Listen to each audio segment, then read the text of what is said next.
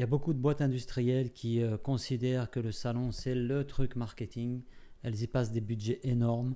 Ça dure souvent 3 jours, 4 jours, une semaine en comptant les temps de déplacement. Très souvent, c'est des investissements qui dépassent les 50 000 euros. Moi, je vois fréquemment des clients, voire des prospects, dépenser plus de 80 000 ou 100 000 euros dans un salon parce qu'il faut envoyer là-bas des commerciaux, il faut les nourrir et les héberger pendant plusieurs jours, il faut envoyer là-bas du matériel. Si vous exposez de grosses machines, ça peut rapidement être très très coûteux. Il faut louer l'emplacement, c'est pas forcément le truc le plus cher, mais ça a un certain coût. Et donc tout ça, ça représente un coût global qui peut rapidement atteindre plus de 50 000 euros sur des salons, entre guillemets, des petits salons. Vous gaspillez de l'argent de 5 façons différentes. La première, c'est que très souvent, il y a beaucoup d'activités sur le salon. Dans le meilleur des cas, vous collectez, en tout cas vos commerciaux collectent des cartes de visite, rentrent au bureau après 4 jours de salon intensif, et puis posent les cartes de visite dans un coin de leur bureau en attendant de pouvoir les saisir et de les travailler et de rappeler les prospects. Mais très souvent, ils ont été absents, donc ils passent à autre chose, ils traitent des urgences, ils traitent des demandes qui n'avaient pas été traitées pendant qu'ils étaient en déplacement.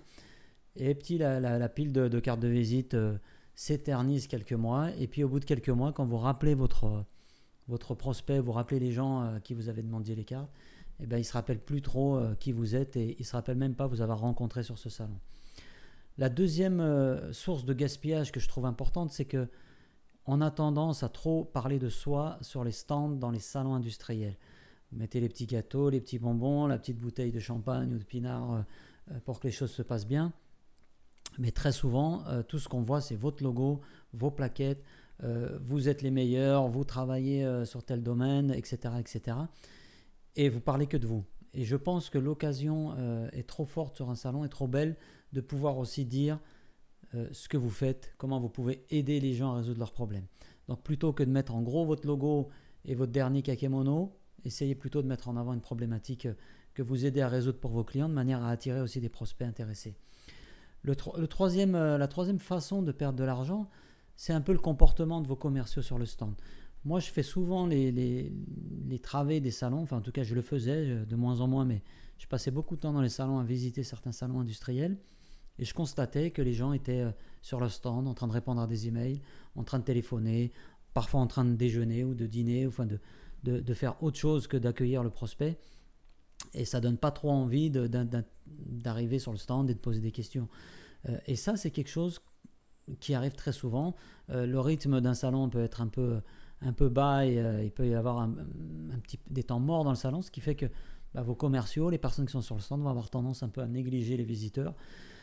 Et là, on a un gaspillage qui est énorme parce qu'on devrait plutôt avoir des gens qui invitent les prospects à rentrer sur le stand, en tout cas qui soient dans une posture qui donne envie d'aller discuter avec eux.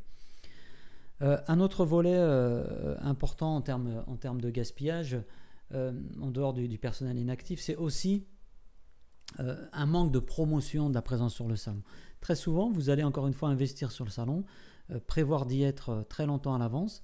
Et puis la seule chose que vous trouvez à faire sur votre site, c'est de mettre une petite actu pour dire nous serons sur le stand 444 allée B du salon à Stuttgart ou à Munich, en proposant aux gens de venir vous rendre visite.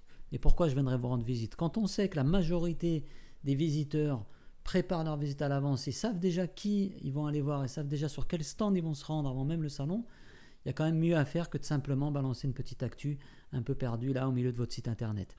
Donc, ce que vous pouvez faire, c'est faire de la promotion pré-salon, pré-exposition, en mettant en avant des choses qui vont se passer sur ce salon. Ça peut être des choses liées à votre métier, etc. En tout cas, en essayant d'apporter une valeur ajoutée sur pourquoi vous y allez, pourquoi vous trouvez un intérêt à y aller, voire même peut-être partager avec votre audience que vous avez vu sur ce salon, parce qu'il se passe plein de choses aussi qui peuvent être intéressantes. Donc, au moins qu'il y ait une valeur ajoutée pour les gens qui vont suivre votre site internet ou pour les gens à qui vous allez communiquer pour leur donner envie de venir vous voir. Et donc, il y a un manque de promotion de votre investissement, pas assez de promotion en amont, pas assez de promotion pendant. Très souvent, pendant le salon, on a autre chose à faire, donc on ne communique pas beaucoup. Alors qu'il y a plein de choses à faire, je pense aux réseaux sociaux notamment, et aux échanges que vous pouvez avoir sur ce type de salon qui peuvent être partagés. Et la troisième chose, c'est après le salon. Après le salon, vous avez appris plein de choses, vous avez collecté des infos, vous ne les partagez pas, et on rentre à la maison et on passe à autre chose. Donc, beaucoup de raisons de gaspiller, beaucoup de gaspillage qu'on observe sur des budgets, alors que le retour sur investissement n'est pas forcément là. Donc moi j'ai envie de vous dire, arrêtez de faire des salons si vous perdez de l'argent sur les salons. Les 3/4 des choses que vous faites sur un salon aujourd'hui, vous pouvez les faire avec une bonne stratégie de marketing digital. Alors je sais, vos commerciaux vont commencer à vous dire, c'est la seule occasion que j'ai de rencontrer mes prospects dans toute l'année, c'est le seul moment où je peux tous les voir au même endroit. Donc ça peut être intéressant, effectivement. Si on ne va pas exposer sur ce salon, tout le monde y est, tous nos concurrents y sont, tout le monde va penser que ça va mal pour nous et qu'on n'a plus les moyens d'exposer, donc qu'on est en perte de vitesse, etc. Nos concurrents y sont, il faut y aller. Ça, c'est des arguments qu'aiment bien vos commerciaux. Je ne vais pas me mettre à dos tous les commerciaux qui aiment les salons, mais honnêtement, on peut résoudre tous ces problèmes-là avec une bonne stratégie digitale. Vous n'êtes pas obligé de rencontrer physiquement tout le temps vos clients et vos prospects. Vous pouvez aussi avoir des occasions, des opportunités de les rencontrer virtuellement. Alors je sais que le virtuel ne remplace pas l'humain, mais ça fait cher payer parfois juste pour pouvoir rencontrer ses clients et boire un canon avec eux. Donc si vous n'arrivez pas à convaincre vos commerciaux qu'il faut arrêter certains salons, et si les salons génèrent encore un peu de business pour vous, continuez à le faire. Mais je vous recommande vivement de basculer un peu les investissements et de rééquilibrer les choses en faveur d'un marketing pour lequel vous aurez un coût d'acquisition des prospects qui sera beaucoup moins élevé. Le coût du digital sera beaucoup plus faible que le coût d'acquisition d'un client ou d'un lead sur un salon.